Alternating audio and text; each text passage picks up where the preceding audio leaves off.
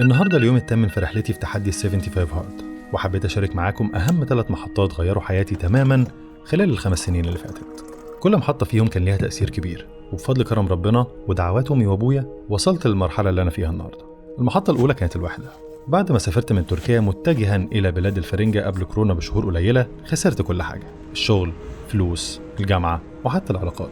لقيت نفسي في بلد جديد بتحديات جديدة، وبدأت من الصفر. الوحدة دي قربتني من نفسي ورجعتني لربنا، ودي كانت البداية لتغيير حقيقي. المحطة التانية هي الرياضة، وده لما بدأت أروح الجيم كوسيلة للخروج من الاكتئاب اللي كنت فيه وقتها.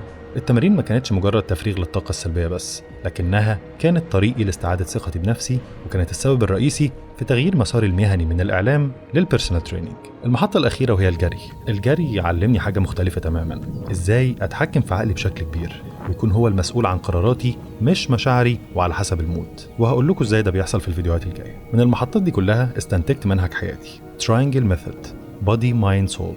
مؤمن تماما ان النجاح الحقيقي هو في تحقيق التوازن بين الثلاثه دول، عشان نكون افضل نسخه من نفسنا. وعشان نحقق النجاح في الدنيا والاهم في الاخره، محتاجين نهتم بجسمنا، عقلنا، وعلاقتنا بربنا. وده مش بس منهجي في الحياه، لكنه الرساله اللي هيقوم عليها المحتوى اللي هقدمه ليكم من النهارده وطول الرحله.